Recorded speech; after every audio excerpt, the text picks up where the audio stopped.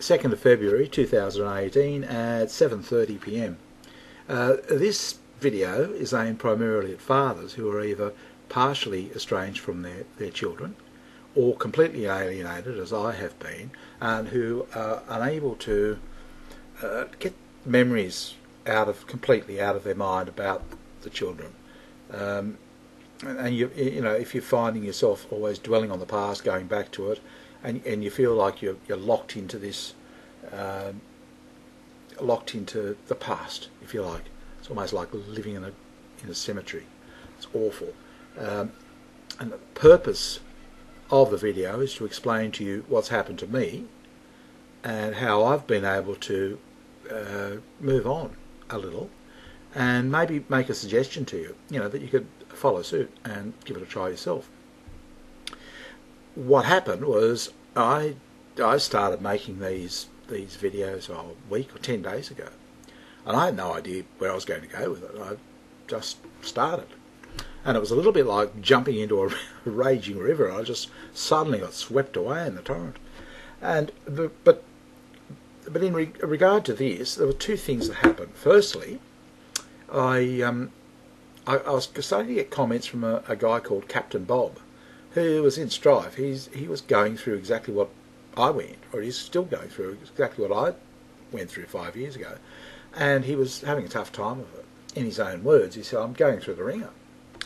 And I have to admit, I tended to focus more on him, and I was always sort of mindful of what he was doing and what he was, you know, whether he was responding or not, you know, and a lot of the content that I put up was for him, all with him in mind, because, you know, in talking with him, I kept getting taken back to that time, and I you know, it's just, things like, you know, it's wrong, just saying it's wrong, you know, and just coming out, just saying that one thing is fucking wrong. What's happening to you?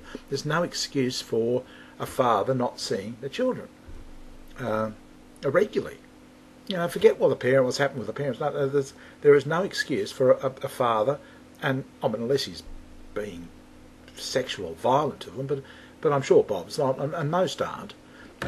But yet we're treated like criminals, and I don't care what anybody says. It's wrong. It's torture. It's as good as torture. The other thing that happened was a soldier, an American soldier who was a vet from Iraq, came back into my life. You know, I've known John for years, but, you know, and occasionally every few months or so he, you know, says hi and that sort of thing. And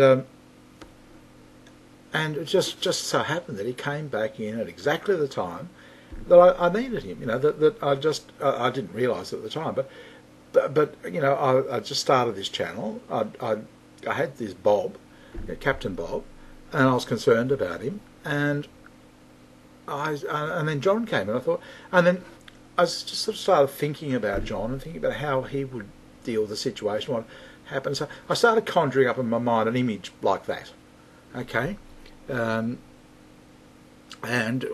you know, how the military would deal with it, and how, you know, because I was left with a feeling that you know, that nothing of any sort of real benefit happens in domestic society, in civilian society.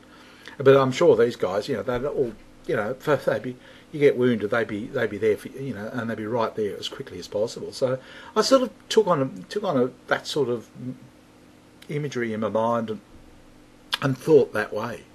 And I got to thinking, yeah, I was in a combat zone, and it was exhausting, you know, or in a war room, but more in a combat zone. You know, I went from, you know, just normal to being totally exhausted, as I imagine these people would be. It's 24/7. You know, you just, you know, you got eyes in the back of your head. I think I've never had any military service, never done any military service or anything, but I imagine it would be pretty full on. And that's how I felt. I felt myself. I felt like I was in a war zone. And it was, you know, it was just full on. It wasn't just, you know, making some videos, and it was just suddenly, it was like that.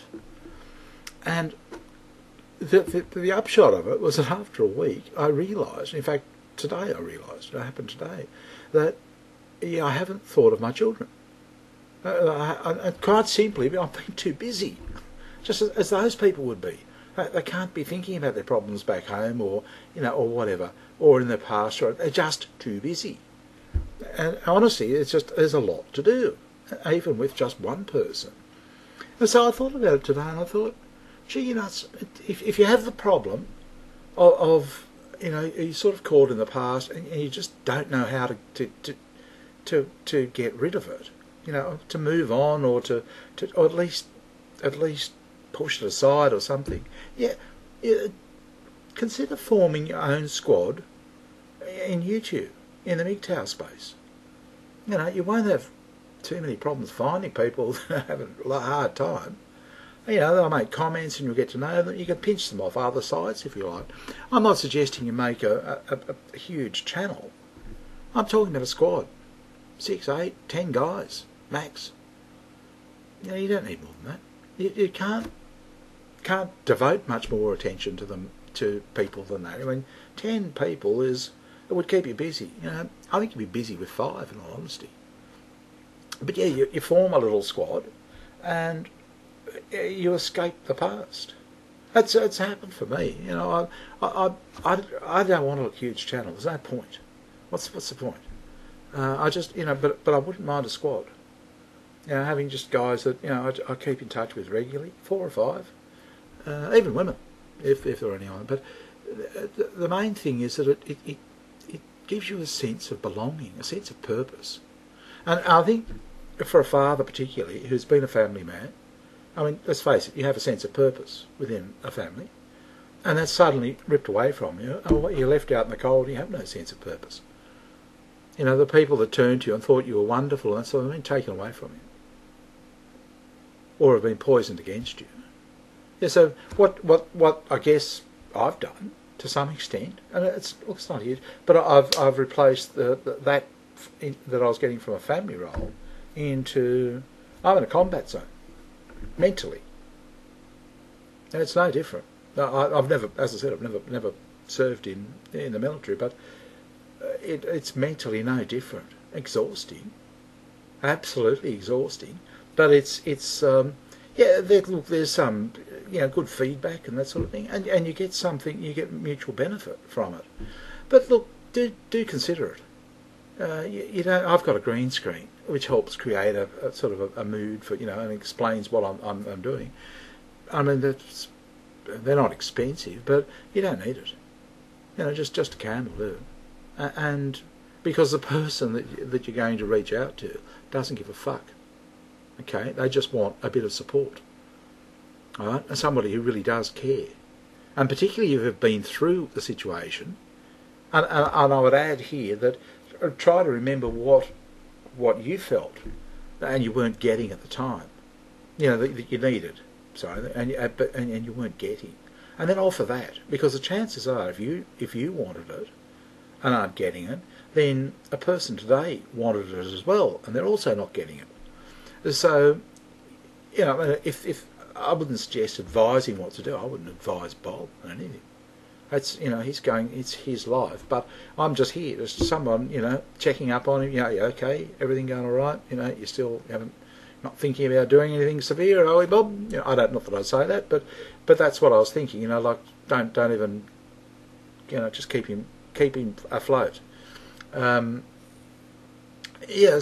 if I don't know that I could have done it after 3 years even, but certainly at 4 and 5 years, you're starting to come good enough by then to help. But if you can do it earlier, I think it would help, because it's a torturous process. It rips you apart, and you just it's very hard to move on.